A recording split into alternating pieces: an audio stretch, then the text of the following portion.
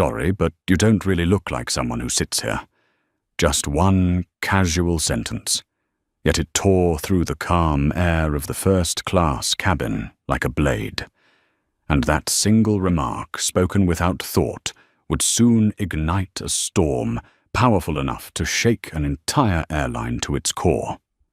3 hours earlier, Dr. Maya Robinson had stood before the glass window of a conference room in Zurich, the early morning light reflecting off the face of a woman who hadn't slept in 72 hours.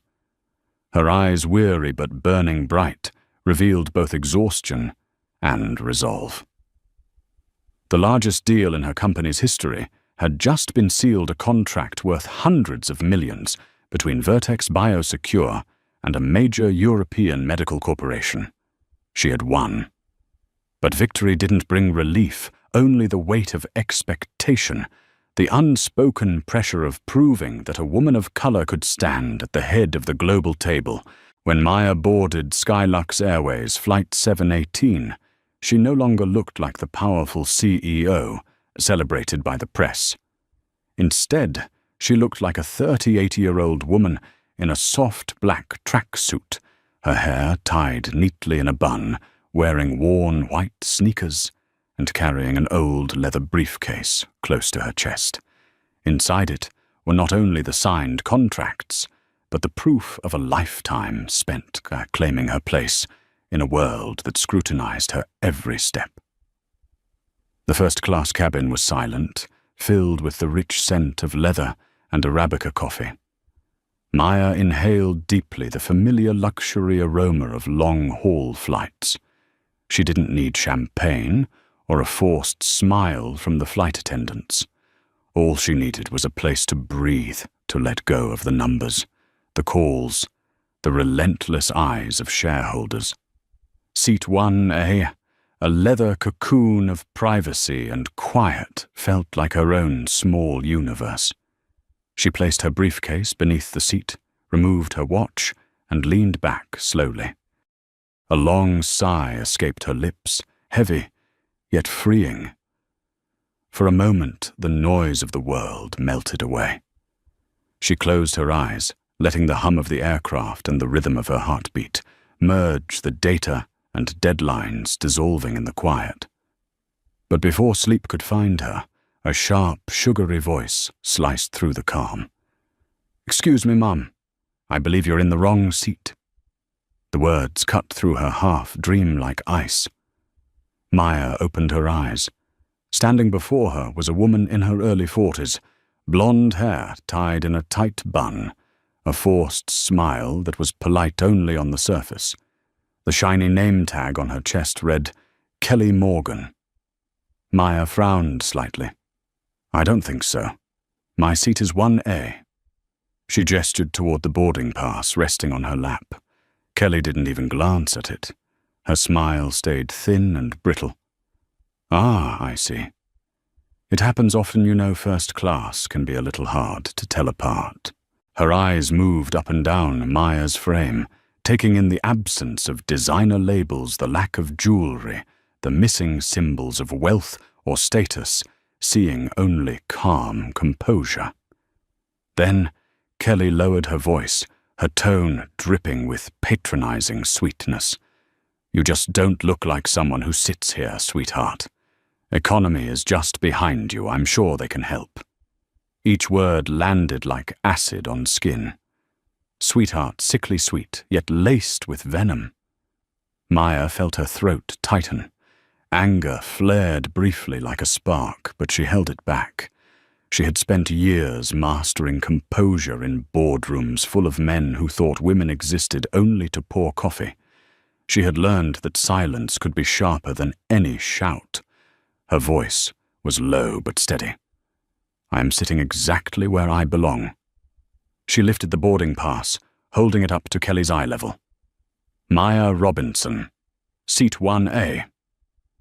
For a split second, Kelly's gaze hardened.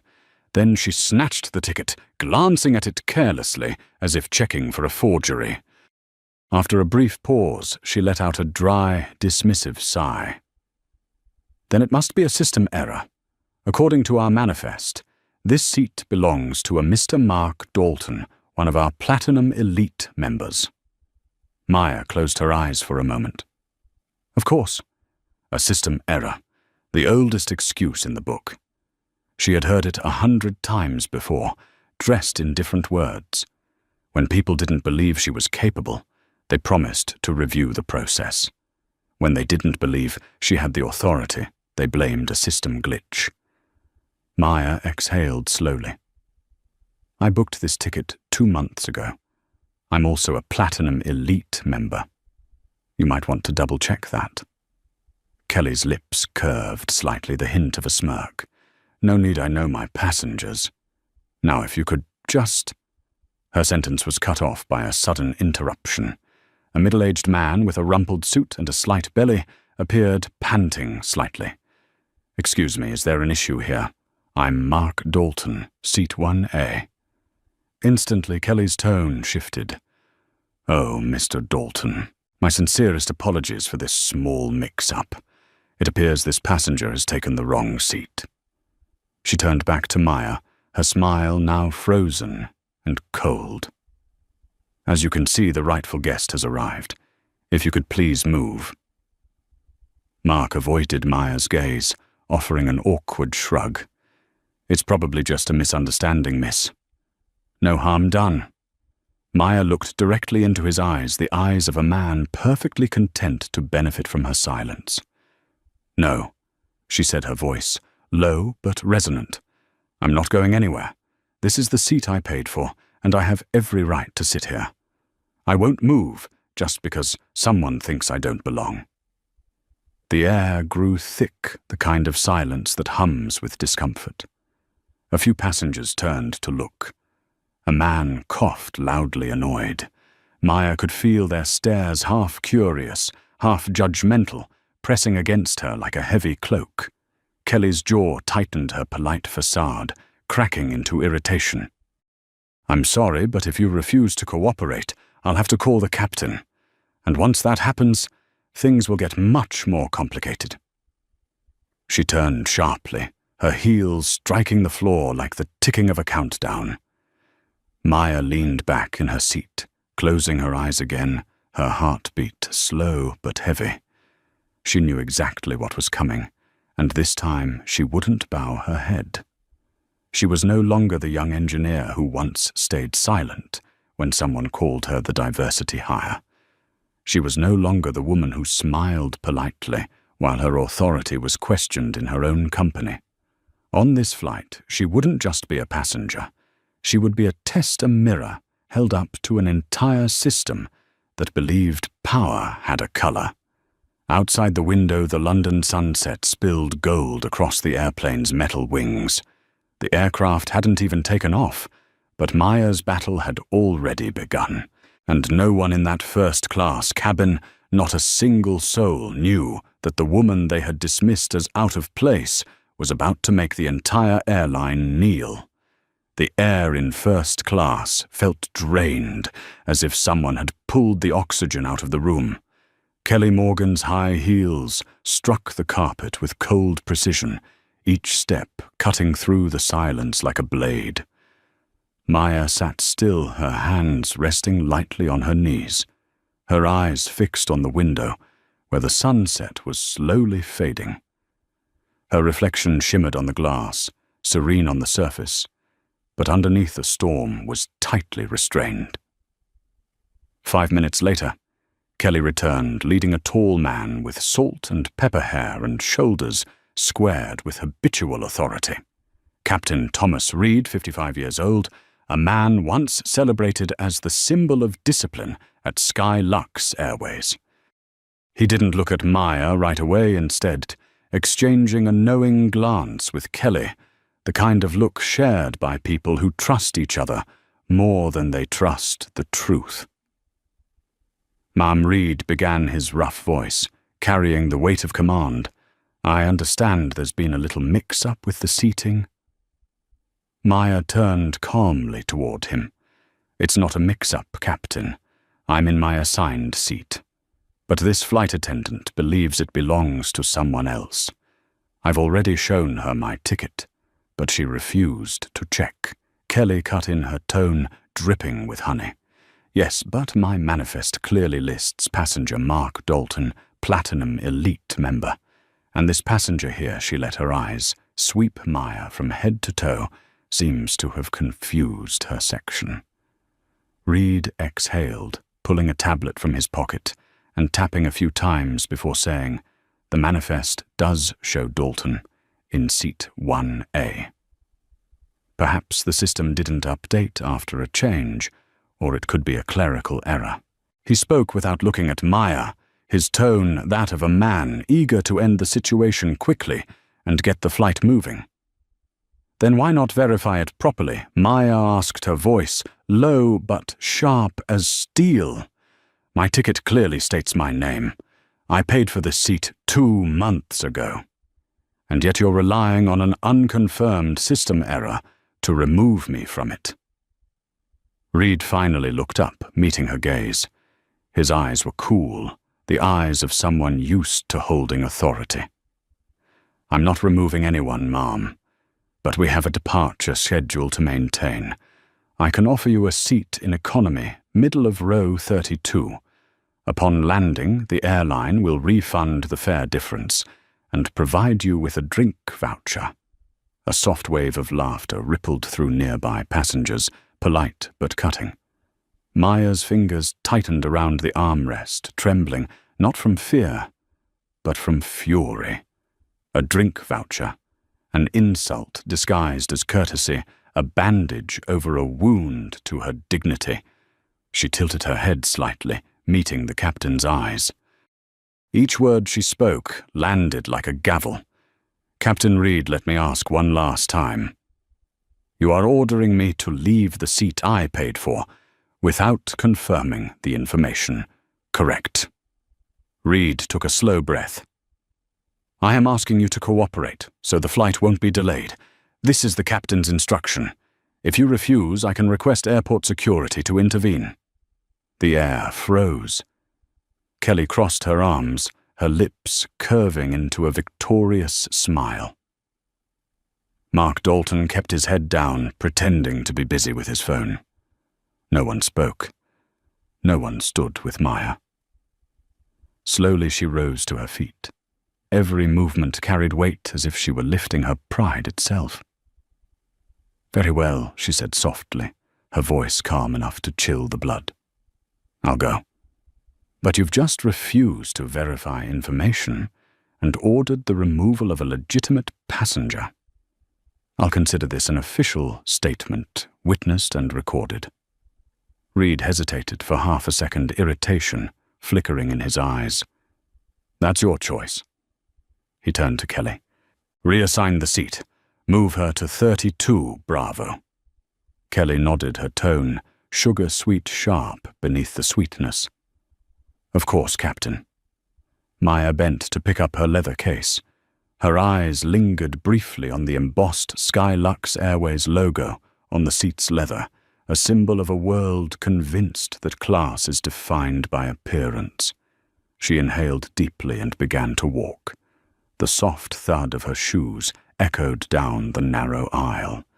They call it the walk of shame, the slow march of someone humiliated. But Maya's steps carried a different rhythm, quiet, steady, carved with defiance. Each step etched into the memory of everyone watching that they had just witnessed something wrong. As she crossed the invisible line between first and business class, some passengers lowered their eyes, others secretly recorded. A middle-aged woman whispered, "Poor thing, she must have made a mistake." But in seat 3, Charlie Ben Carter, a young journalist, had recognized her. He remembered writing an article about Vertex Biosecure, the company founded by a black woman, pioneering breakthroughs in biometric security. It was her, and with a subtle motion, he turned on his phone's camera, recording everything from Kelly's condescending tone to Captain Reed's quiet complicity. When Maya reached row 32, she had to squeeze past 2 passengers, already seated, a college student with his legs up on a suitcase, and a woman talking loudly on her phone. Neither made room for her. Maya slid into the narrow middle seat, her head bumping the window lightly. She inhaled, forcing calm. Her eyes dropped to her hands that had signed contracts worth hundreds of millions, now resting on a flimsy plastic tray. In that moment, humiliation stopped burning and became something heavier, a cold stone lodged in her chest.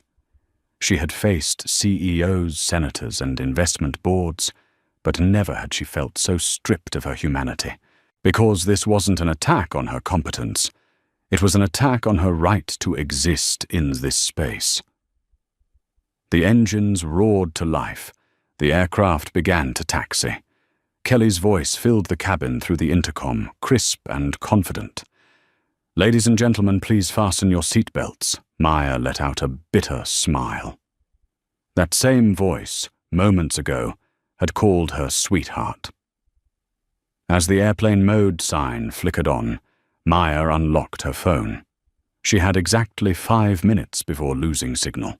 Opening her secure application, she entered a triple authentication code and sent her first message.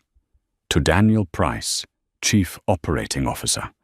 Daniel discrimination incident on Flight 718, Skylux Airways. Activate Protocol Phoenix, effective immediately. The screen blinked. A minute later, a response came. Daniel received. "Are you safe, Maya? Safe but humiliated. No leniency." Daniel understood. No negotiation. Full response. 3 short messages, precise, cold, surgical like battlefield commands. She then composed an encrypted email to the legal department, attaching a note request to enforce Clause 14, Bravo contract termination due to ethical service violation. Include names Kelly Morgan and Captain Thomas Reed. Then she powered off the screen and lifted her head. The dim cabin light reflected in her eyes, no longer weary, but sharp with quiet resolve. Beside her, the woman kept talking loudly on the phone. The student snored softly. Maya closed her eyes, not to rest, but to calculate. In her mind, every clause, every regulation, every figure in Skylux's revenue reports aligned into the perfect blueprint for retribution.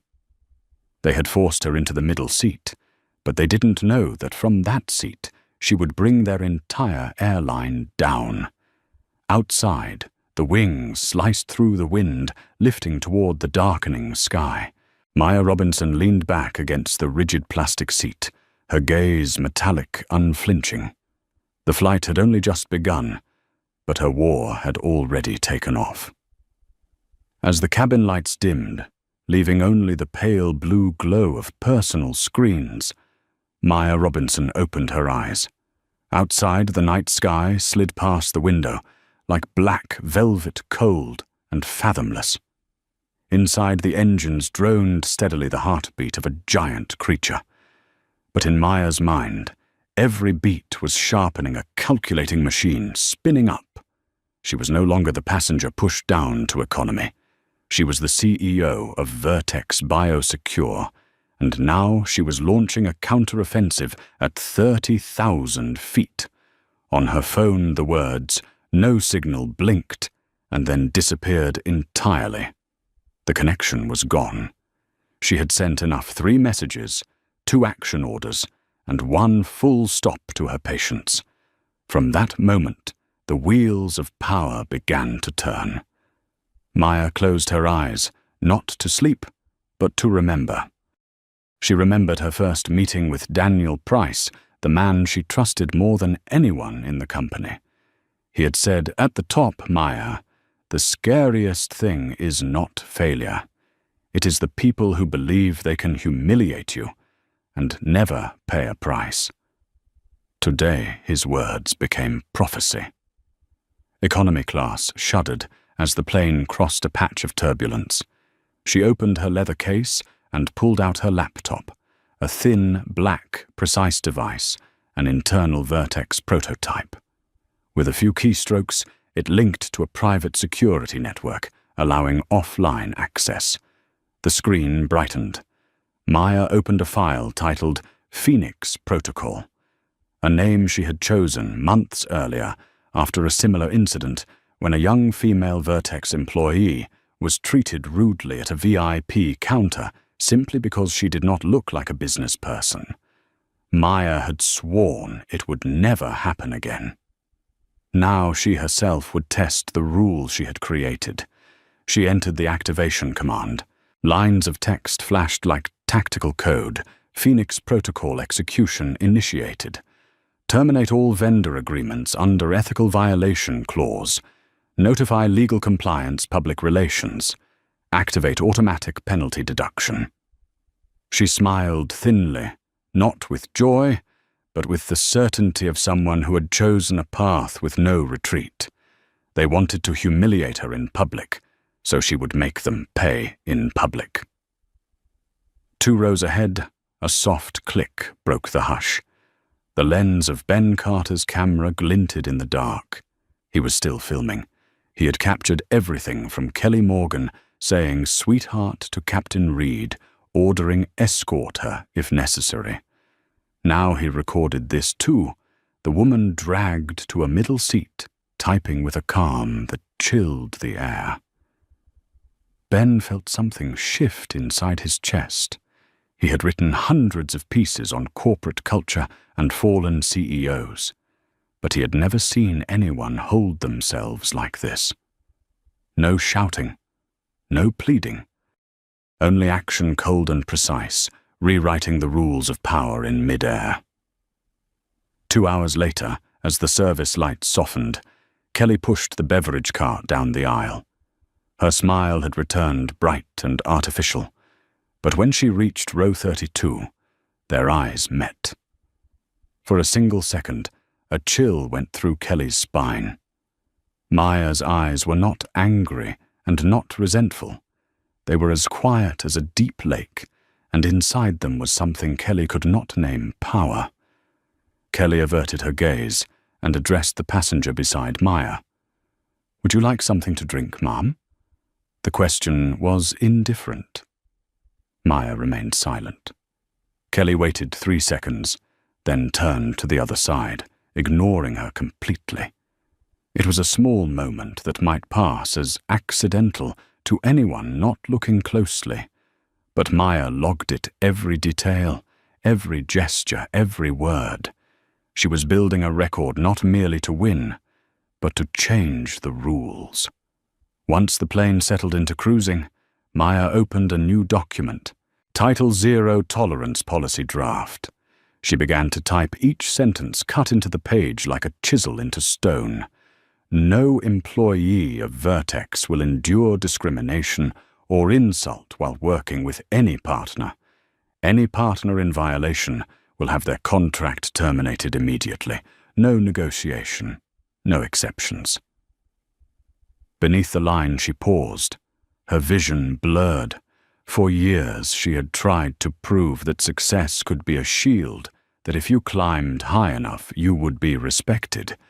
Yet some people still saw only skin hair and a tracksuit. She exhaled and added one final line. Dignity does not require a first-class ticket. It only requires respect. 3 a.m, New York time. The cabin slept. Maya stayed awake. She set her phone to offline notes and typed a few more points, a list of legal steps, the names of employees, and a single message meant for Daniel Price. They think this is just Seat 1 Alpha. In truth, it is a test of the entire system. In the cockpit, Captain Reed received a note from ground operations. Flight on schedule. "Good job, Captain." He shrugged, satisfied. In his mind, the incident had already faded, a small annoyance not worth a second thought. He did not know that in a few hours his name would appear inside a cancelled contract, and a 30-year career would end in an email. As for Kelly, after stowing the cart, she sat in the rear galley. She told her colleagues with a smug laugh, "Who does she think she is? People like that wear me out. Enjoy economy now, honey." Her colleagues chuckled, but their eyes flickered with unease. Somewhere inside they sensed something was wrong, as if a storm were forming in the heart of the flight. Maya leaned back, her gaze drifting to the window. Below, the Atlantic heaved in darkness, invisible and fierce. Above, a woman was rewriting the rules. She knew that by morning, when the plane touched down, everything would be different. Skylux Airways would no longer be a partner. Kelly Morgan and Thomas Reed would answer to a board. Most of all, Vertex would open a new chapter, written by her own resolve. She smiled this time for real. Not for victory, but for the knowledge that sometimes standing up is not a reaction. It is the only way to exist. Outside, the sun began to rise along the horizon, a red flare washing over the silver wing. A quiet moment, heavy with promise. Maya opened her eyes and spoke a vow in the silence of her own mind. "You can push me into a middle seat, but I will make you kneel before justice." The aircraft surged through the clouds toward New York, the city of opportunity, and the place where Skylux's reckoning waited. Above, dawn spread across the steel wing. A new chapter of the fight had begun, and Maya Robinson, the woman once called Sweetheart, had become the storm named Phoenix. A sharp screech filled the air as the airplane's wheels touched the runway at JFK. The cabin trembled, a soft jolt, making the coffee cups on the tables quiver. Passengers applauded out of habit, while Maya Robinson simply opened her eyes, her dark pupils reflecting the morning light that pierced through the small window. In that moment, she didn't just see New York, she saw the battlefield waiting for her, a war that required no weapons, only truth and the precise use of power. As the seatbelt sign turned off, the cabin burst into motion. The sounds of Zipper's laughter and rolling suitcases blended into a familiar symphony of chaos. But inside Maya's mind, everything was silent. She was waiting. Her phone vibrated. The signal had returned. The screen lit up messages flooding in like silver bullets. Daniel Price Phoenix executed. Skylux corporate account terminated. Legal and PR waiting at JFK. Robert Peterson, Vice President of Skylux. Dr. Robinson, I'm at the gate. Please let me meet you immediately. Legal team dossier complete. 14 active complaints, 3 involve flight attendant Kelly Morgan. Maya nodded slightly. Everything was unfolding exactly as planned, smooth, cold, and irreversible. She folded her laptop, took her leather case, and stayed seated while the others rushed to stand. Someone who had already walked through humiliation no longer needed to fight for the front of the line. When the aisle cleared, Maya rose. Every step she took carried purpose. Outside the cabin door, Robert Peterson, the vice president overseeing Skylux's corporate accounts, was waiting. His suit was wrinkled from haste beads of sweat glistening on his temple. When he saw Maya step out, he hurried forward, hand extended, wearing a strained smile. "Dr. Robinson, I'm deeply sorry for that terrible incident. It was completely unacceptable, our fault entirely. I've already ordered an internal review." Maya didn't take his hand. Her gaze was calm, her voice low and cold as morning air. "Mr. Peterson, this wasn't an incident. It was a choice. A flight attendant chose to humiliate me, a captain chose to ignore it, and your airline chose silence. Now I choose to end our partnership." Peterson swallowed hard. "I understand. But if you would allow us, we can resolve this internally. I've summoned Captain Reed and Miss Morgan to the executive suite here at the airport. They're waiting in the VIP meeting room Terminal C. Please, I'm asking for one chance to make this right." Maya looked directly into his eyes, not with anger or sympathy, but with the calm precision of someone weighing the worth of an apology. Fine. You have 10 minutes. If they're not there by then, your $2 million corporate contract disappears. She turned toward Daniel Price, who had just arrived down the corridor, dressed in a black suit, his eyes like steel. "Let's go," Maya said. To the meeting room.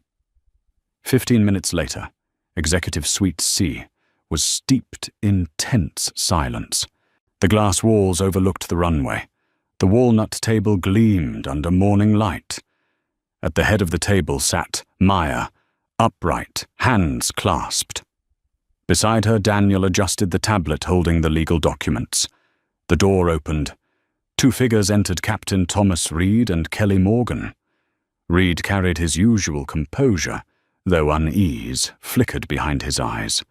Kelly's face was pale lips, dry and trembling. The moment she saw Maya seated at the head of the table, she froze, her whole body stiffening as if she had seen a ghost. Reed spoke first, trying to steady his tone. "What's going on here? We were called in without explanation." Daniel set the tablet on the table, his voice even and firm. "The explanation. Captain Reed, is that within 48 hours, both of you will receive termination notices. Today, we're informing you in person." Kelly's eyes widened. "What fired?" "Over a misunderstanding." Maya leaned forward, her gaze slicing through Kelly like a blade through silk. "Not a misunderstanding. Discrimination, disrespect, systemic humiliation. I don't need you to like me, but I demand that you respect the person who pays for your company to exist." Kelly opened her mouth to argue, but Daniel cut in, his voice sharp as glass. 3 official complaints in 9 years of employment, all related to discriminatory or demeaning conduct toward passengers. Each time management covered for you. This time there are witnesses and evidence. It's over. Captain Reed's face flushed red as he interjected, "Wait, I was just following procedure. I couldn't delay the flight over a seat dispute." Maya's voice was calm, but each word struck like a hammer. "Your procedure does not permit humiliation. Your procedure does not permit removing a paying passenger without verification. And my procedure officially ends every partnership with Skylux Airways." Peterson's back was damp with sweat. He stepped forward quickly, voice trembling. "Dr. Robinson, please reconsider. If we lose this contract, hundreds of employees will be affected. We can—" Maya turned to him, her voice sharp enough to slice his sentence in half. "You had that chance 3 hours ago. When your staff insulted me, your captain stood silent and you were nowhere to be found. Now it's too late." Kelly burst into tears. "You can't do this. I have a union." Maya didn't blink. "Call it whatever you like. My attorneys will call it termination for gross misconduct, complete with violation records and financial damages. I'm sure your union will enjoy reading the part about the $2 million contract lost because of you." Reed sank into his chair, his face hollow. All his life, he had stood in cockpits commanding others and never imagined that one day a passenger, a black woman, would make him lower his head. Maya stood. Her tone softened, but her words carried like thunder in the silent room. "On the plane, or you told me to take it up with customer service. This is my customer service, Captain Reed, and this is the outcome." She glanced at Daniel. "Finalize it." Daniel nodded, sending the file to Peterson's tablet, the termination agreement, along with a $1 million penalty under Clause 14, Bravo. Each number on the screen hit like the strike of a gavel. Peterson took the tablet, his hands trembling. He knew the negotiation had ended before it began. Maya looked at Kelly one last time. Her voice was gentle, but her eyes radiated an authority no one could defy. "You called me sweetheart. I call you a lesson." As Maya stepped out of the meeting room, the morning light spilled across her face. She closed her eyes and drew in a slow breath. There was no pride, no gloating, only the quiet satisfaction of justice, restored, however briefly. Daniel walked beside her. "It's done," he said softly. Maya's reply was low, steady. "No, it's only beginning." Because she knew that justice was only the opening act. The real reckoning, the ripple that would spread far beyond a single airline, was just beginning to take form. Outside the glass wall, a Skylux aircraft with its silver logo gleamed under the sun, preparing for its next flight. None of the passengers boarding knew that within hours that name would be plastered across headlines for losing $1 million contract due to discrimination. And Maya Robinson, the woman once dragged to a middle seat, now walked out of the airport, her back straight, her steps cutting through the bright New York morning. A new chapter had begun. No longer the woman who was insulted, but the one who would make the world look in the mirror. 2 days after the confrontation at JFK, New York, felt like it was living through a springtime of Maya Robinson. Vertex Biosecure had just announced the completion of the Zurich deal. The stock ticked up, and the media praised her as a black woman CEO, leading a wave of ethical technology. Yet in that very moment, as Maya believed the turbulence had passed, another storm was quietly forming, fiercer and more poisonous. And this time, it did not attack contracts. It went for her dignity. Tuesday morning, sunlight pierced the blinds of the 50th floor office of Vertex Tower, washing over the glossy black desk where Maya was signing documents. Daniel Price stepped in his face, so grave that every sound in the room seemed to stop. He said nothing, simply set a tablet in front of her. On the screen, a bold headline unfurled: "Power-drunk female CEO fires an entire flight crew over a seat mix-up Skylux, calls it a terrible truth." Below it, a photo of Maya from a conference 2 years earlier, the harsh lighting making her look cold, almost arrogant. The caption read, "Maya Robinson, the woman who cost 2 employees their jobs over a seat." She read each line slowly, her eyes cooling to steel. The article was long and detailed, built like an indictment. The primary narrator was Kelly Morgan. The prose dripped with manufactured tears. I was only doing my job. I politely asked her to change seats because of a system glitch, but she started shouting, saying, "Do you know who I am? I have never seen someone so arrogant." I followed procedure, yet she destroyed my career. Alongside was a quote from Captain Reed. I tried to mediate, but Ms. Robinson refused to listen. She threatened us, said she would cost us our jobs. I think she needs help more than power. A flawless distortion, a story retold from the eyes of liars. And the cruelest part was this: people believed it. 3 hours later, the hashtag Fire Maya Robinson flooded Twitter. Who does she think she is? Power makes people lose their humanity? Another hypocrite dressed up as a CEO. Daniel slammed his palm on the desk. We have evidence cameras, witnesses, everything. How can they publish this without verification? Maya closed her eyes, briefly steadying herself. Because the truth does not sell ads, Daniel. Tears do. She stood and looked out the broad pane toward Manhattan.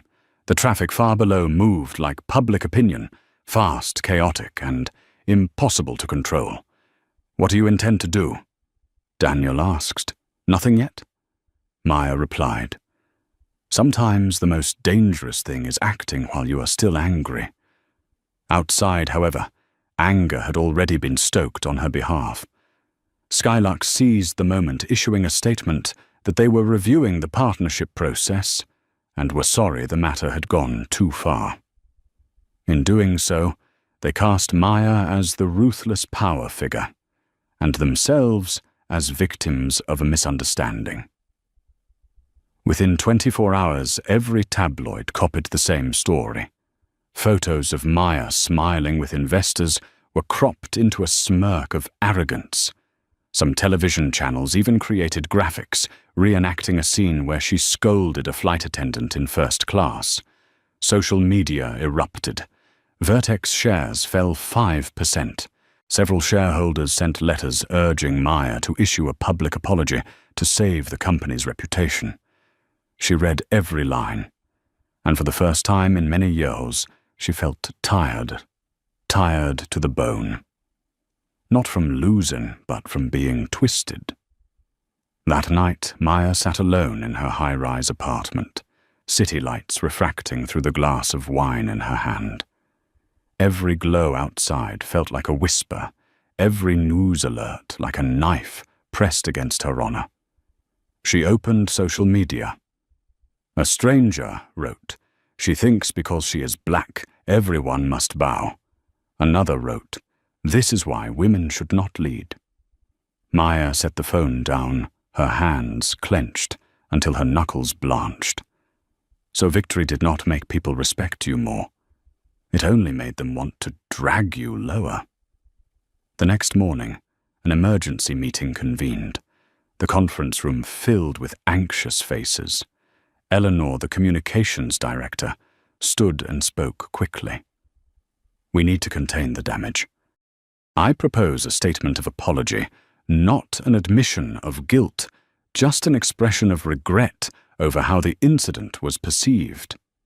An apology can calm the public and help the stock recover." A board member added, "We support this. The market is reacting strongly, Maya. If you do not soften, the consequences will escalate." The room fell silent. Everyone waited for Maya to nod. She sat still, her eyes slicing through the stale air like a blade. "An apology," she said softly. "For what? For being humiliated, for refusing to stay quiet, or for daring to stand up when they wanted me to bow?" No one answered. She rose and walked to the window. Her voice was low, each word precise. "There is no apology for discrimination. If we must pay a price for the truth, let me pay it. But I will not apologize to help people sleep at night knowing they were wrong." Eleanor started to speak again, but Daniel gently shook his head, his eyes full of trust. He understood. Maya was not the kind of leader who built an empire only to trade her soul for a few easy shares. That afternoon, Maya stepped out of headquarters. The New York winter wind burned her face, but inside her was a smoldering flame, not of rage, but of faith that the truth would eventually speak. She did not know that just hours later, fate would deliver an email that changed everything. A single subject line. Nothing ornate. Stratusjet Flight 718. "I have proof. Sender Ben Carter." She opened it. The screen revealed short, clear lines. "I am the passenger in seat 3, Charlie. I recorded the entire incident from the first second to the last. I do not want money. I want justice." Maya held her breath and opened the attachment. In the quiet room, Kelly's sweet and poisonous voice rang out clearly. "Sweetheart economy is in the back. You do not look like someone who sits here." Every word cut the air like a blade. Then came Maya's voice, steady. "I am in my assigned seat." Then Captain Reed, "We can ask you to leave the aircraft." Every sound was a piece of evidence, an irrefutable truth. Maya sat still, one hand covering half her face, tears falling silently, not from sadness, but because after all the humiliation, justice finally had a voice.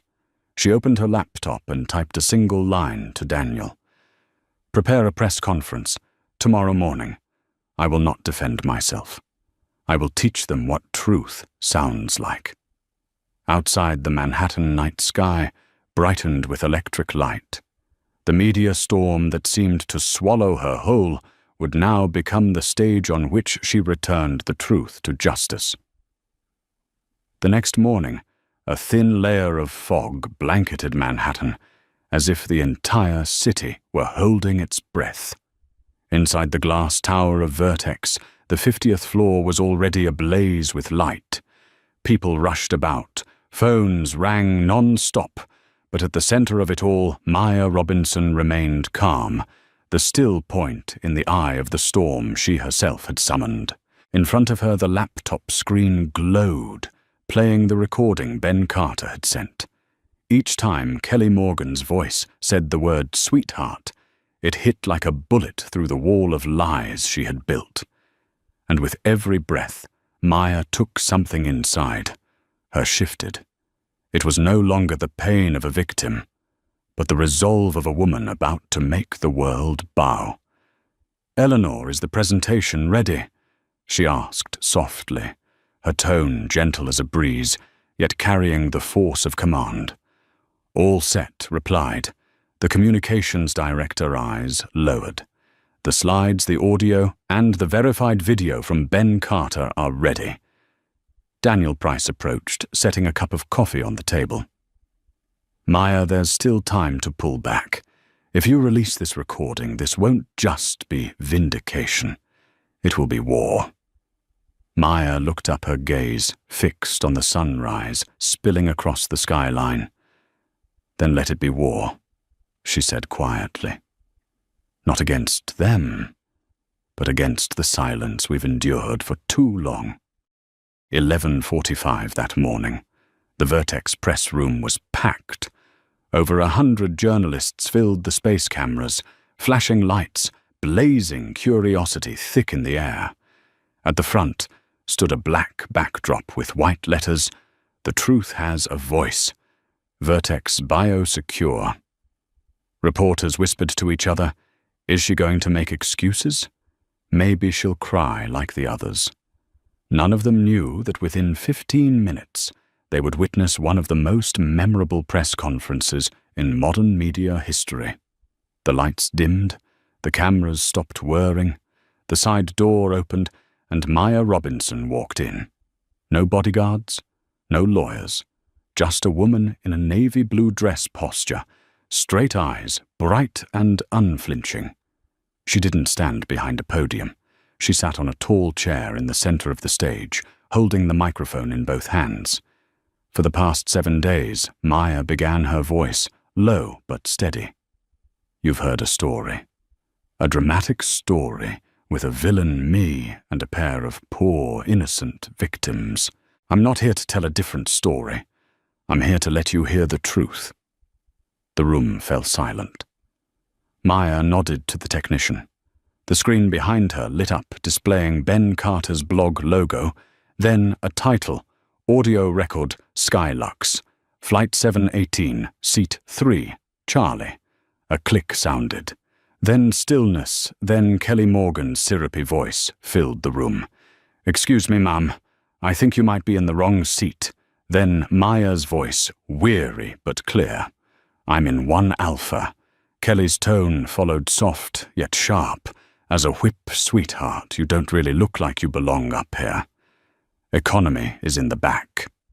A ripple spread through the crowd. The journalists who had condemned her looked up, faces drained of color. The evidence was strangling the very words they had once written. The recording continued. Captain Reed's voice came next, curt and cold. "Either move to the back or we'll have to deplane you." Then Maya again, calm but firm. "Are you ordering me to give up a seat I paid for?" Maya gestured to pause. The room was dead silent, except for the faint hum of the cameras. She looked around. "That she said is the truth. Unedited, uncut, and without tears." Her voice grew stronger. "They said I screamed, that I threatened, that I abused power. I didn't. I stayed silent. I asked for respect, and they laughed in my face. Then they told the world I was arrogant, and the world believed them because they were the nice service workers, and I was the powerful black CEO. She paused, her voice catching slightly, but her eyes shone bright as flame. This isn't just my story. It's the story of everyone who has ever been told, "You don't belong here." The silence stretched heavy and electric. Then Maya stood, her tone cutting through the air, strong and decisive. Skylux didn't just lose a contract with us. They lost the chance to learn dignity. But I don't want it to end there. She turned toward the screen where the Vertex logo appeared again, with new words beneath it. The Dignity in Transit Initiative $10 million fund. We're establishing this fund to provide legal aid for victims of discrimination in the service industry and to sponsor anti-bias training programs in aviation. I want to turn my humiliation into justice for thousands of others. At first, only a few clapped, then more joined, and soon the applause swelled into a storm. A reporter shouted, "Dr. Robinson, do you regret any of this?" Maya turned toward the cameras, her voice clear, deliberate. "No, because if I stayed silent, I'd teach the world that they could disrespect me and face no consequence. I chose to speak so that one day people like me won't have to anymore." When the press conference ended, the broadcast went global. Within 20 minutes, the hashtag #StandWithMaya rocketed to #1 on Twitter. News outlets across the world flipped their headlines. The truth reverses the narrative. Skylux faces moral reckoning. Ben Carter sat in the back row, his hands trembling as he watched Maya step off the stage. He knew this moment would be studied in every communications class as the day a woman turned humiliation into a movement. Maya stopped beside him, nodding gently. "Thank you, Ben. You didn't just save me, you saved everyone who hasn't been heard." Ben's voice cracked. "No, you saved the story. I just pressed record." That afternoon, chaos consumed Skylux headquarters. The video spread like wildfire. A flood of angry emails poured in from customers. The company's stock plunged 15%. The communications director resigned. Kelly Morgan, once weeping for sympathy in tabloids, now faced an avalanche of threats. Captain Reed was suspended, and Skylux issued a public apology, pledging a $2 million donation to Maya's new fund. That night, Maya stood on the rooftop, the city sparkling below like a field of stars.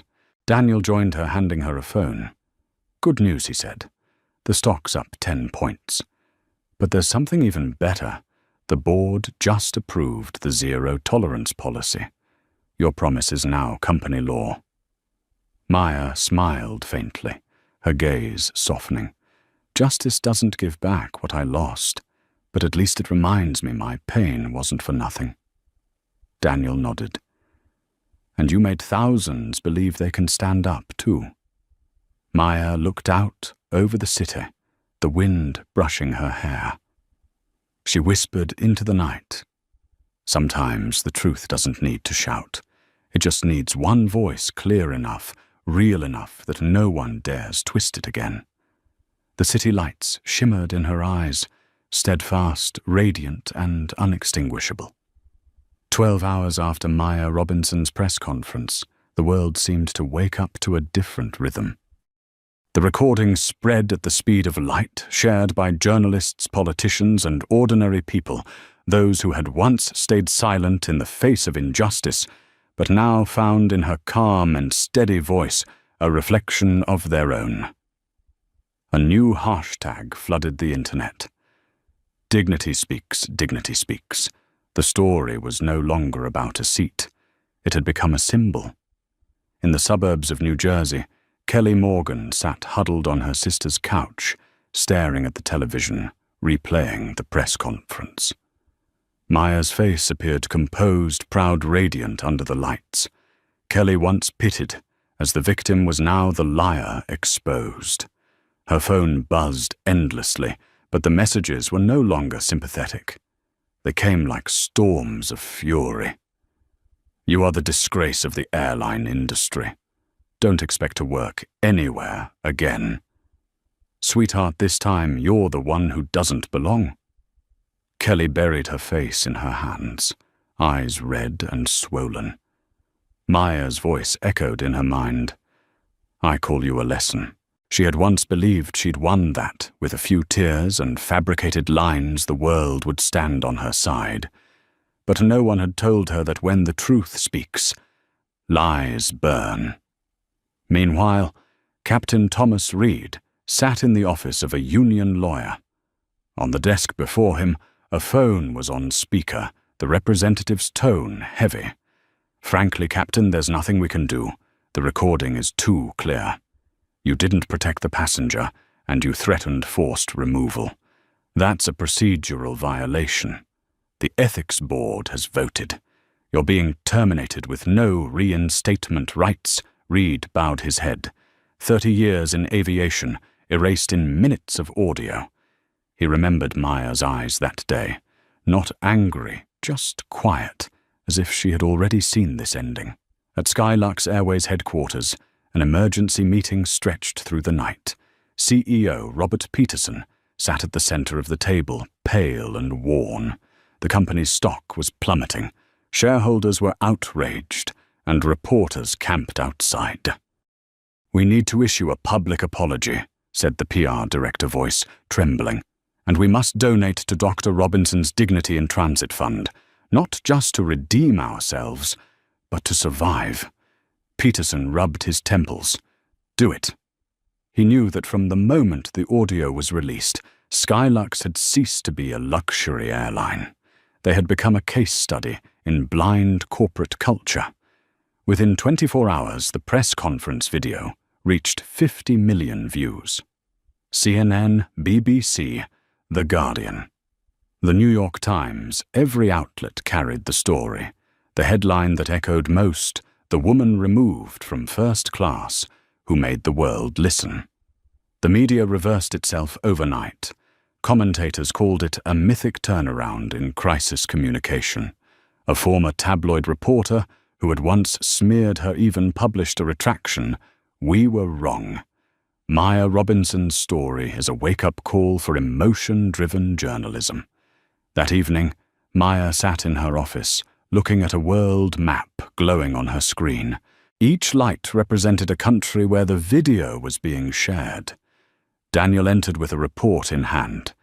In the past 18 hours, we've received over 400 partnership requests from international organizations wanting to join the Dignity in Transit Fund. Major corporations, even Skylux's competitors, are offering sponsorship. Maya set down her teacup. Not because they love justice, she said, but because they're afraid of standing on the wrong side. Daniel smiled faintly. That still sounds like victory to me. She smiled too, but it was tinged with melancholy. No, Daniel. This isn't victory. It's balance being restored. I don't want revenge. I just want them to learn what my father once taught me. Dignity has no seat class. As they spoke, her phone buzzed. A message from an unknown number appeared. This is Kelly Morgan. I'm not apologizing to be forgiven. I'm apologizing because now I know what it feels like to have your dignity stripped away. You don't need to reply. Maya read it slowly. No anger, no pity, only quiet reflection. She set the phone down and gazed out the window. Sometimes justice doesn't need punishment. It just needs to be seen. At that same moment, inside Skylux headquarters, CEO Robert Peterson held a brief press conference. Flashlights flickered across his exhausted face. His voice was hoarse, but every word was clear. On behalf of Skylux Airways, we extend our deepest apologies to Dr. Maya Robinson and to the global community. We failed to uphold human dignity. Skylux will donate $2 million to the Dignity in Transit Fund and will immediately review all internal policies. No words can excuse what happened. We can only act. The speech was broadcast live. A journalist commented afterward, one of the most humiliating apologies in corporate history. That night, Maya returned to her apartment. The room was dim, illuminated only by the city lights streaming through the glass. She stood quietly for a long time. A thin rain fell outside, washing away the dust of darker days. Daniel called. "You won the media today, Maya." She replied softly, "No, the truth won. I just carried it into the light." She stepped onto the balcony, the cold wind threading through her hair. In the distance, billboards glowed across the skyline, one of them scrolling bright letters, "Dignity in Transit, inspired by Dr. Maya Robinson." Maya smiled, a gentle, genuine smile at last. She remembered the moment she was pulled from her seat, the sneers, the quiet laughter. Now all of it was behind her. But deep down, she knew justice is not a destination, it's a journey. And that journey doesn't end while others still endure what she once did. The next morning, Forbes's front page carried a new headline, "Maya Robinson, the woman who turned humiliation into a revolution of dignity." Beneath it, a smaller line read, "When someone refuses to bow, she makes the whole world stand." Maya skimmed the article, then gently closed her laptop. She didn't need praise. She didn't need medals. She only needed one thing to know that she had given dignity a voice. And this time, the world had listened. 2 weeks after the press conference that shook America, the name Maya Robinson was no longer simply that of a CEO. It had become a symbol of dignity of silence that knows how to speak of strength that does not need to shout. In a small cafe on a corner in Brooklyn, people still spoke of her as though speaking of a phenomenon. She didn't just win a case, a middle-aged man said, flipping through his newspaper. She defeated prejudice. The young barista nodded, her eyes bright. "It's the first time I've seen a black woman be heard without having to apologize for her existence." And somewhere on university campuses, communication students were analyzing that recording as a case study in how truth, when spoken with courage, can save an entire career. While the world praised her, Maya kept her old habit, arriving at the office earlier than anyone else. That morning, the 50th floor of Vertex Tower glowed under the sunlight. She walked down the hallway, passing employees who greeted her with eyes different from before. Not just respect for a leader, but gratitude for a woman who dared to stand up for everyone. On her desk lay a thick stack of printed letters, more than 400 from across the globe. One written in Spanish read, "Thank you for giving me the courage to speak after being humiliated at work." Another from an Indian flight attendant. "We used to stay silent out of fear of losing our jobs. But after your story, we know silence is what truly makes us lose everything." Maya read each line, her eyes shining softly, though her hands remained steady. She was not someone easily moved, but some things transcend success. This was no longer about her. It was about everyone. Across the city, inside the New York Times office, an editorial was being approved for publication. Its title read, "When Justice Wears the Face of a Woman." The author wrote, Maya Robinson didn't just reclaim her seat on a plane. She reclaimed the seat of millions at society's table, those who were told they didn't belong. She turned humiliation into a lesson, and that lesson into a legacy. Meanwhile, at Skylux Airways, a different world was collapsing. The boardroom sat empty. CEO Robert Peterson resigned after 30 years. On television, experts called Skylux the textbook case of a modern corporate culture crisis. Yet in the shadow of their downfall, something unexpected happened. Dozens of Skylux employees quietly sent letters to the Dignity in Transit Fund, asking to contribute not out of obligation, but remorse. One wrote, "I once laughed when a passenger was sent to economy. Now I realize some laughs cost a company its honor." That evening, Maya attended a charity gala in Midtown, the first fundraising event for Dignity in Transit. The ballroom glowed with candlelight filled with familiar faces, but Maya chose a seat at the back, silent and observant. When the host called her to the stage, the lights dimmed, leaving only a warm spotlight on the woman in a simple black dress standing alone. She held the microphone, pausing for a few seconds. Her voice rose low but magnetic. "2 weeks ago, someone told me I didn't look like I belonged in first class. But I realized the problem was never about a seat. It was about the way people look at one another." The room fell silent. We live in a world where success can buy a first-class ticket, but dignity never will. And I didn't create this fund for revenge, but to remind everyone that when we protect one person from humiliation, we protect society from decay. Maya paused, her eyes sweeping the room. Tears shimmered in a few. "I don't want to be a hero. I just want to be the last person who has to go through this. And if one day someone else faces what I did, I hope they remember, silence is not grace. Silence is surrender." The entire room rose to its feet, applause thundering without end. Daniel Price watched from below, pride swelling in his chest. He knew Maya hadn't just salvaged the reputation of a company, she had redefined the strength of a woman in the modern world. After the ceremony, Maya stepped out into the street, bathed in city lights. The New York night breeze brushed through her hair, carrying the faint scent of cherry blossoms from a nearby park.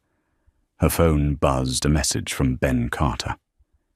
"I've been invited to give a TED talk on the power of truth. Thank you for believing in me."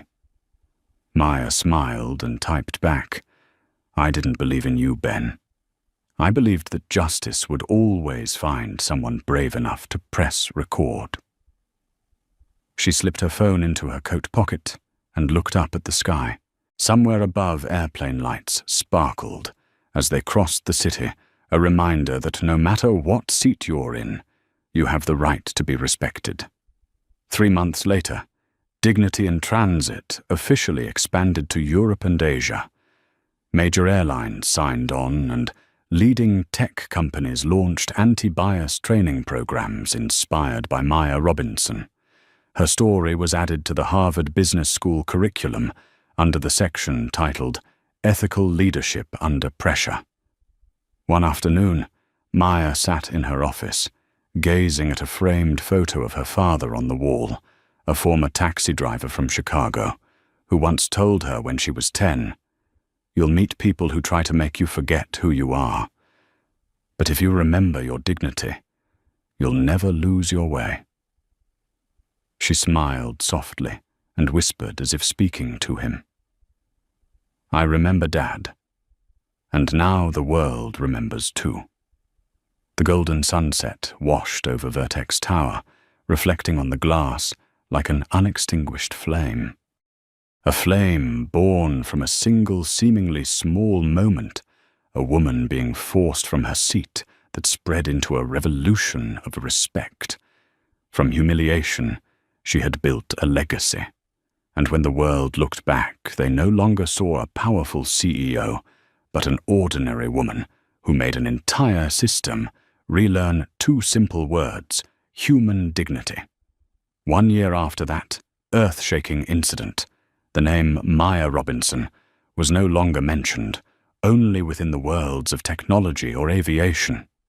It had transcended industry boundaries to become a global symbol for a simple yet rarely defended value: human dignity. In Maya's office hung a special photograph the moment she stood in the auditorium, with the words behind her, "Dignity has no seat number." Every time she looked at that picture, she remembered that fateful flight, not as a memory of humiliation, but as the beginning of a journey. The Dignity in Transit Foundation now operated across 14 countries, supporting hundreds of discrimination cases in public service. Those who had once been silent had become instructors, leading training programs and sharing their own stories. Maya didn't just oversee the organization she attended, every new employee graduation ceremony always repeating one message: never treat respect as a privilege. It is a birthright. One afternoon at the United Nations conference in Geneva, Maya was invited to speak on the topic, Ethics and Human Dignity in Global Business. As she stepped onto the podium, she looked out over hundreds of delegates from around the world.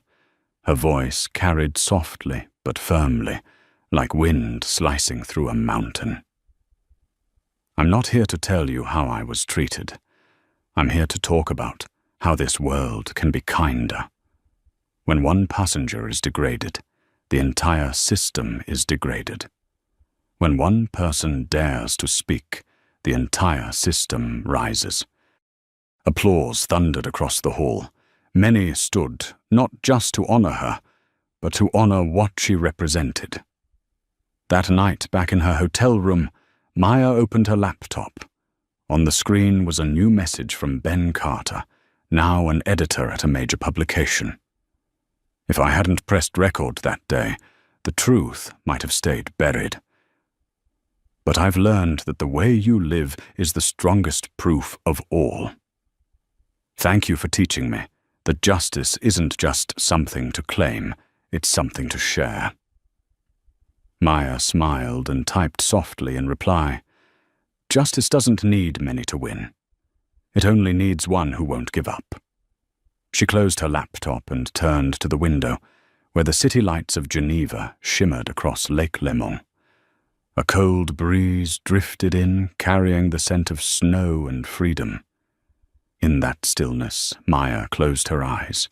She no longer heard the scornful word, "sweetheart." She no longer felt the sting of being pulled from her seat. Instead, there was only a quiet echo in her heart. Justice does not end with punishment. It begins with awakening. 3 years after the fateful flight, the world had changed. Not because Maya Robinson had become wealthier, but because people had begun to truly see one another. At JFK International Airport, a massive billboard hung above the first-class terminal. It read, "Respect is not a seat, it's a right." Beneath it, in smaller letters, "Dignity in Transit Foundation." Every traveler passing by looked up unaware that the woman behind that message was standing quietly among them, Maya wearing a grey coat, her face serene. She smiled softly as she watched a young flight attendant lift a suitcase for an elderly black woman, laughing as she said, "Ma'am, let me help you. You belong right here." That simple, genuine sentence brought tears to Maya's eyes. Not from sadness, but from knowing she had done what she was meant to do. Later that afternoon at the Dignity and Transit Foundation office, dozens of new employees gathered for orientation.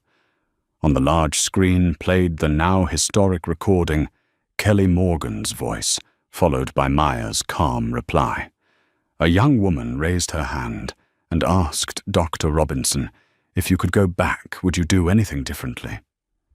Maya was silent for a moment, then answered, her voice gentle as the fading sun. "No, because if I had chosen silence, none of us would be sitting here today." The room fell quiet. Then someone began to clap. Maya looked around at them, faces of every color, every story, and understood that her battle had become their journey.